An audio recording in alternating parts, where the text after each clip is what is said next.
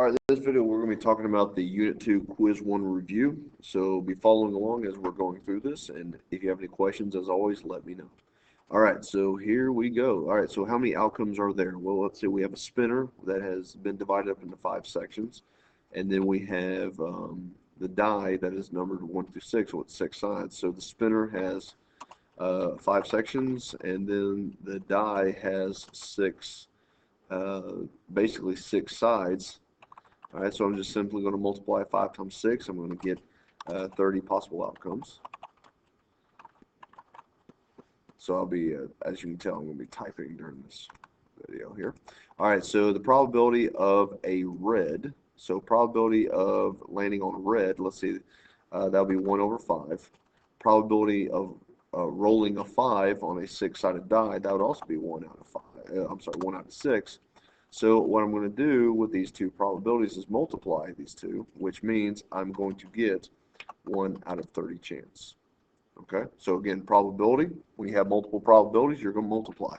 All right, so the probability of a green, let's see, again, that's going to be 1 out of 5.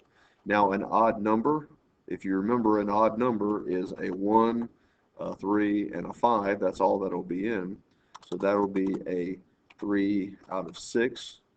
And we are going to have these two probabilities multiplied. So when we do the math, we're going to get, let's see, that's going to be 3 over 30, which when I reduce that, it becomes 1/10. All right. Now, here we go.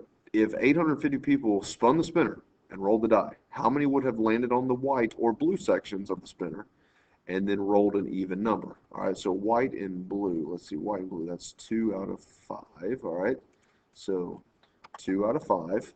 All right, and you already know you're going to multiply because you have multiple things here, events. And let's see, an even number. Let's see, an even number. Let's see, an even number. We have 2, 4, and 6. That's 3 of them. So 3 over 6. When I do the math, let's see, that ends up being 6 over 30. Which then ends up being 1 over 5. But then I'm also going to times that by 800 because I got to figure out how many is going to do it. So let's see, 1 divided by 5 times 800. Nope, that is 160 people. Here we go. All right, so 160 people. All right, let's keep going. All right, here we have a tree diagram with a whole bunch of percentages. Okay, what is the probability of someone choosing A for their first and E as their second choice? So let's see, if I remember right, with a tree diagram, I always start right here. All right, that's the root of it. So I am choosing, let's say, an A, which is 10%, and then E as their second choice. Oh, that's 20%, so that's 10 times 20%. So let's see, 10 times 20%, I believe is going to be, let's see, that's going to be, move the decimal, 2%. 2%. All right, let's see what the next one is. If 1,200 people were involved in the tree, how many people would choose B as their first choice? All right, let's clean this tree up. All right, so let's see. Oop, nope, that's not what I wanted. Eraser. The software was updated, so it's hard to figure out where everything is. All right, so B is their first choice. Let's see, B, I'm just going to highlight. Let's see, ooh, B is 60%. So 1,200. So let's say I'm going to take 1,200, and I'm going to times that by 60%. So when I do that, I get a total of 720 people. All right, let's keep going. All right, so the next one is if 2,000 people were involved in this tree, how many people would choose C as their first choice and D as their second? All right, so at this point, you should pretty much know what's going on, but I'm just going to do this just for, just make sure C is their first choice, D is their second choice. All right, that's 30 times 60%. All right, so let's see. 30% is 0.30 times 60%, which is 0.60. That's going to give me, I believe that's going to be 1.8. No, 0.018. I think. Let's see. Oh, messed up. 0.18. And I'm going to times that by 2,000 people. So times 2,000. And I'm going to get a grand total of 360 people. All right, that seems easy enough. All right, let's keep going. All right, so create a Venn diagram. All right, we've been working on this a lot, so hopefully this is not going to be too challenging. All right, so 40 people said yes, but I'm not going to put 4. I'm going to put 40 right there. All right, 75 people said no, but I'm going to put 75 people on the outside of my circle. All right, 20% said both. All right, and then 160 total people voted. All right, so let's see. What I know is that the number I'm going to put here, the number I'm going to put here, and here will add up to 160. Okay, that's just a fail-safe. All right, let's see what we got here. All right, so 40% said yes, but 20 of those 40 said both, which means the difference would be 20. All right, let's look at the no. 75% said no, but 20 of the 75 said both, so that gives me a difference of 55. Now, once I get this to figure out neither, that's easy. All I'm going to do is just simply take my total, which is 160. I'm going to subtract everything I know, which is I'm going to subtract 20, subtract that other 20, subtract that 55. And let's see, that is being 65. All right, so that 65 actually goes right there. All right, that's pretty simple. All right, let's try this next one here. All right, this next one, again, I know that, let's see. I know that, let's see, that number there, that number there, that number there, that number there will all add up to 175. I do know that. All right, let's see. So 35 people voted yes. All right, so I'm going to put 35 up here, 35 right there. All right, so 15 people voted neither. So 15 people will go there. Let's see, 15 people said both. So, all right, so 15 right there. So I'll go ahead and solve for yes. All right, so 35 people said yes. 15 of those said both here, so that will be 20. Now for the no here, again, 1, 2, 3, 4. 4 of these numbers add up to 175. So what I'm simply going to do, take 175. I'm going to subtract 20. I'm going to subtract 15. I'm going to subtract 15. And so when I do that, I believe that's going to be 125. Let me confirm though. Yep, it's going to be 125. There we go. That's it. Once you have 3 of the 4 numbers, all you're doing is just subtract. All right, so this Venn diagram here, dog, cats. All right, so I think we've seen one very similar to this. So, all right, how many people were surveyed in this problem? All right, so that's 15 plus 9 plus 23 plus 11, which gives me, trying to think off the top of my head, I want to say maybe 58. Let's see, 15 plus 9 plus 23 plus 11. All right, 58. Awesome. What is the probability that someone chose cats or dogs? All right, so cats or dogs. All right, so let's see, 15 plus 9 plus 23. And then I'm going to take that number, with, let's see, 15, 9, 23. 15 plus 9 plus 23. That gives me 47. I'm going to divide that by the total, which is 58. So when I do that, all right, so that's going to be roughly 81%. All right, so what is the probability that someone chose cats and dogs? And dogs, that's both, so that's 9 divided by 58. 9 divided by 58 is, that's going to be 15.5%. All right, let's keep going. All right, so burgers. All right, so how many total options were available? Well, when you're dealing with a, there's the bell. I'm just going to let that ring for a second. When you're dealing with a tree diagram, very simply, all you can do is just add up the final 1, 2, 3, 4, 5, 6. The final branches, so that ends up being 6. All right, so 6. All right, what is the probability that a cheddar cheeseburger with no pickles? All right, so let me clean this up a little bit.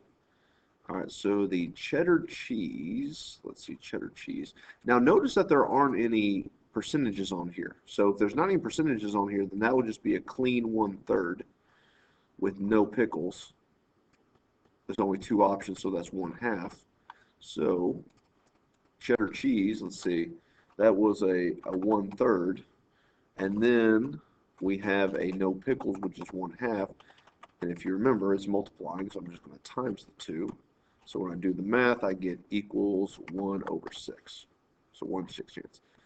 The American or cheddar cheeseburger. All right, so American or cheddar cheese. All right. So let's see, let me clean this up.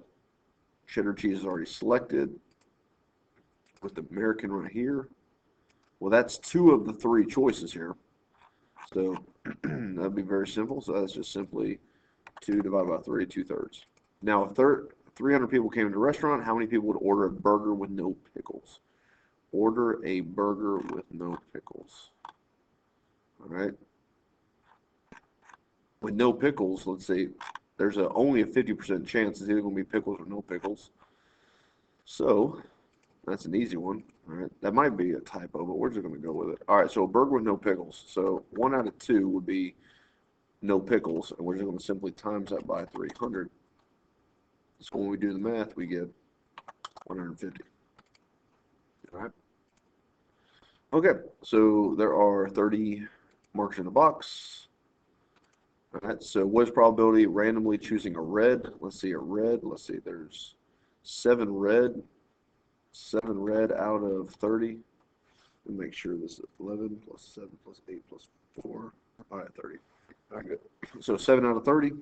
What's probability? 7 out of 30. We'll just leave it in that. But if I asked you to convert it to a percentage, 7 divided by 30 would have been 23.3%. All right, so just be prepared to answer both of them. Choosing a blue or a pink. Let's see, blue or pink. Let's see, blue is 11, pink is 4. All right, so that's 15 over 30, which is 1/2, which is 50%. That's not percent. So there it is, 50%. Probability of not choosing an orange. Let's see, not choosing an orange. That would be, let's see, there's 22 out of 30. So 22 out of 30, which reduces to 11 out of 15. There we go. What's the probability of choosing a red, then a blue without replacement? All right, so a red, let's see, a red would be 7 out of 30, but I do not replace that marker. So now I'm dealing with 29. Let's see, blue would be 11. So I have 2 fractions that I am simply going to multiply. So when I do the math, I'm going to get an ugly fraction. It's 77 divided by 870. Let's see, I believe that's going to be right. Let's see. Yep. Now when I reduce that to a decimal, or I'm sorry, a percentage, if I do that, that is going to be 8.9%. So 2 different ways to answer it. There's the bell again. What is the probability of choosing a red and then a blue with replacement? So a red again is 7. So that'll be 7 over 30. But then I replace it again. So I'm back to 30 markers. A blue was, let's see, blue was 11. So now it's going to be, when I do the math, let's see, that's going to be 77 divided by 900. I don't think I could reduce that down. Nope. But let's see. The answer ends up being, if I want to convert it to a percentage, we'll just say 8.6%. That worked.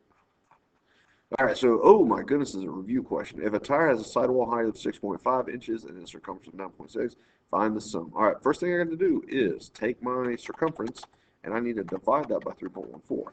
So 90.06 divided by 3.14. All right, so that gives me an overall height of 29.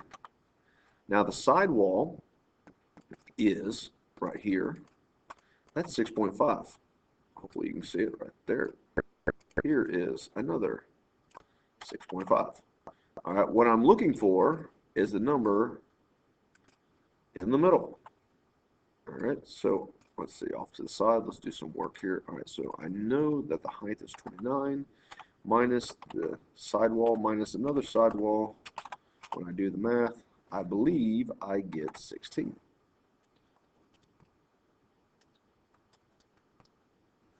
Yep, 16. Height of the room is 16.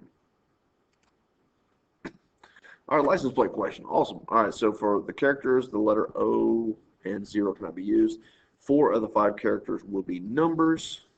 One character will be, oh my goodness, almost totally forgot this one. Look at this. It could be anywhere in the license plates. The letter can be anywhere. All right, so the letter, we're just going to say is right here, and we cannot use the letter O, so that's 25 possibilities. And we cannot use 0, so that means everything else will be 9. But notice the letter can be anywhere. It can be in the first place, second place, third, fourth, fifth. So that means I got to times everything by 5. So 25 times 9 times 9 times 9 times 9 times 5. Enter. And my final answer is, how many license plates using this? 820,125. All right, look at this one. We've seen this before, and hopefully you don't even need me to explain it. Let me highlight some things that you need to know. That's the size. That's the height. That's the width. Hey, look at that. I just created a right triangle. That will be 16x. This right here will be 9x. So this should be relatively familiar. I'll just start right here. Excuse me. So parentheses 16x. Ew. It's kind of a pain in the neck typing. Plus 9x. See, that's what I'm talking about. It does stuff like that. All right, 9x. All right, squared equals 50 squared. That'll be a square. Give it a second. All right, that's how I'm going to set it up. My next part is going to be when I take 16 and square it. That's going to be 256x squared. I'm going to fix that square in a second. Plus 81x squared. I'll fix that in a second. Is equal to 2,500. All right, so we fix this guy right here. That's going to make that a square. It's going to make that a square. All right, so then I got to combine like terms. So 256 plus 81, 337. So 337x squared. I'll fix that. Equals 2,500. So let's fix this square. All right. I like to have the equal sign line up. There it is. I'm going to divide by 37. So 2,500 divided by 337. And I'm going to get x squared, and I'll fix that again, equals 7.4, sorry, 7.4. All right. And then I'm going to square root 7.4, square root of my answer, 2.7. So x is equal to 2.7. All right. So x is equal to 2.7. That bugs me. I like to keep everything centered here. That works-ish. All right. So to find the width, if you notice on the width, x is 2.7 and it's 16x. So I'm going to take 16 times it by 2.7. So that gives me 16 times 2.7. Rounded gives me 43. I'm going to do this same exact thing to the height here, like so. So that's going to give me 9 times 2.7. So 9 times 2.7. That gives me equals to 24. So to find the area, I would simply just take 43 times by 24 equals 1,032. There you go. Move that over. Awesome. All right. Sammy went to the one. All right, 2 more. All right, 2 more. We're almost done. All right, Sammy went to the tire store and bought a tire with a circumference of 93.58 inches. He drove into a pothole and blew out the tire at mile 3,581. How many times did the tire rotate? So we're going to have to take the number of tires. All right, so our number of miles, which is 3,571. We're going to times that. We're going to times that by the amount of feet per mile, and then we're going to times it again by the inches. So we're going to get a big old number. And I guess I'll give it to you. 3,571 times 5,080 times 12. All right. 226,258,560. All right. Put the commas in so I know what I'm doing. All right. 226,258,560. I'm going to put this on the top here.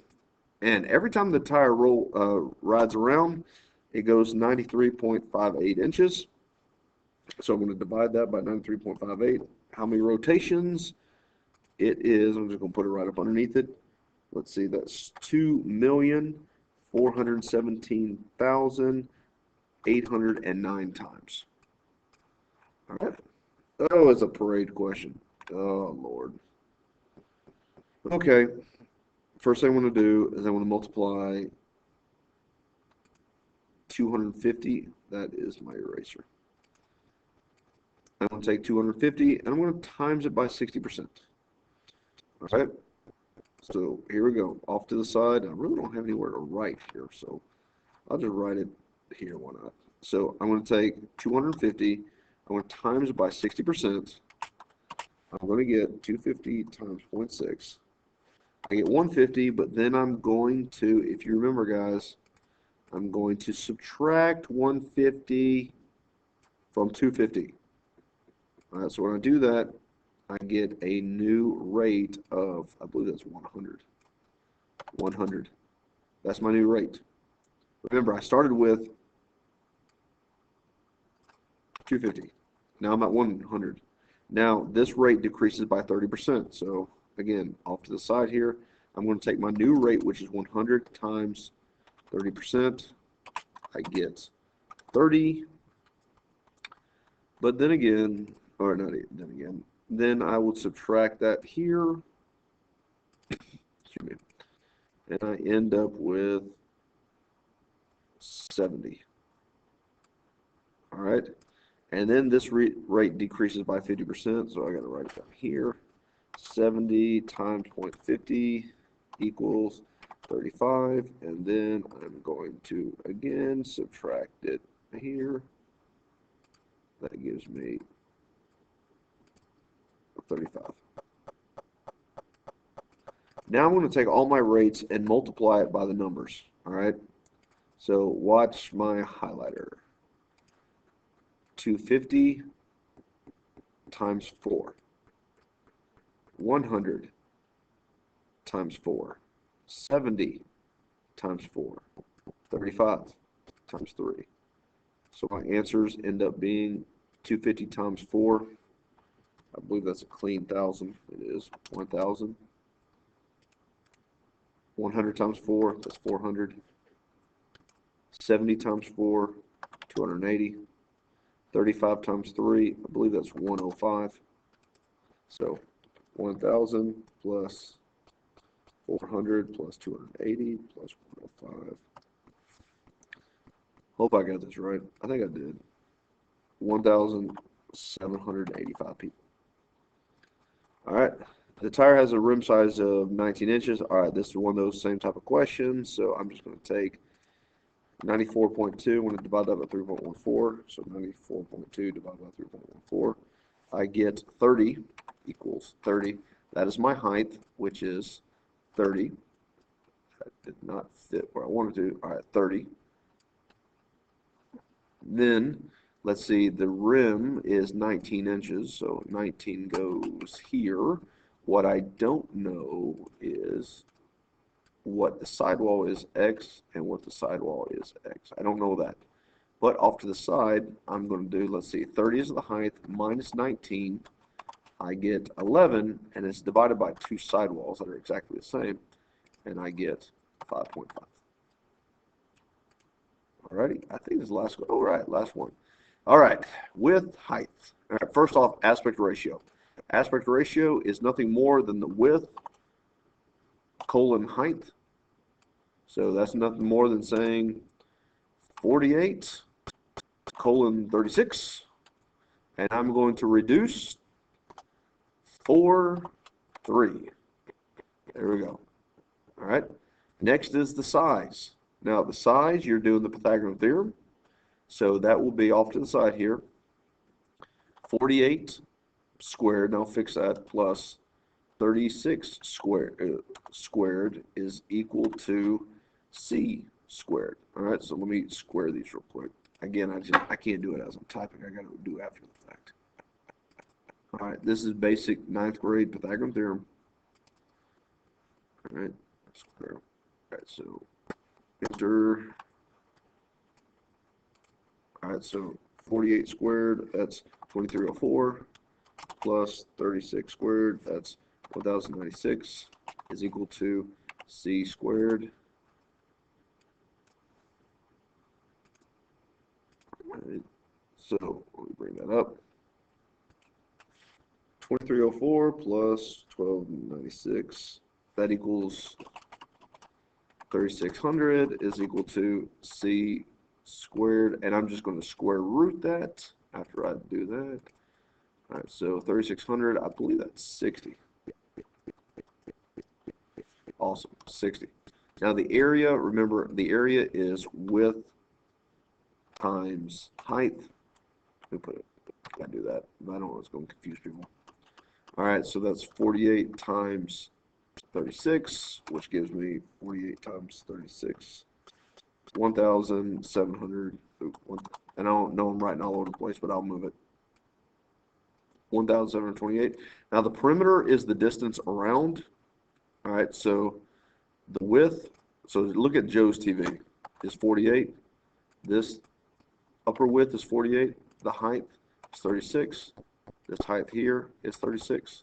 So 48 plus 48 plus 36 plus 36. Do the math, you get 168. Awesome.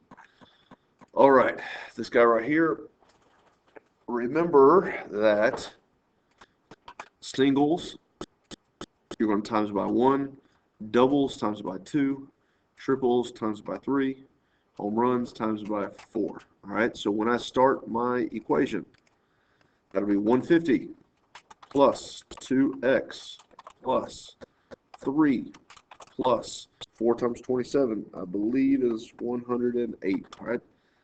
All right. All of that is over big fraction over 698, and all that's equal to 0.509. All right. Now this is basic algebra at this point. All right. So I'm going to multiply this guy times that guy. All right. So when I do that, 698 times 0.0509. All right. So my next step is going to be 150 plus 2x plus 3 plus 108 is equal to 355.2. But because of the fact that we're dealing with kind of rounding to the nearest whole, I'm just going to do 355. I'm going to combine like terms. 150 plus 3 plus 108. All right, so this, all right, so that gives me 2x plus 261 is equal to 355. All right. Then I'm going to subtract 61. So 355 minus 261 gives me 94. So that's 2x equal to 94. I divide by 2, and I get 47. X is equal to 47. All right, X is equal to 47. All right, so how many doubles did he have? He had 47. What is Greg's total number of bases? All right, Greg's total number of bases. Now, if you remember, you multiply everything 1 times that. Now, remember, the doubles are now 47. All right, so 150 plus 2 times 47, that's 94, plus triples times 3, plus home runs 108. That should have given you 355 bases. All righty. Pretty easy. Hopefully you found it to be easy. That's it. Let me know if you have any questions. Thank you for watching.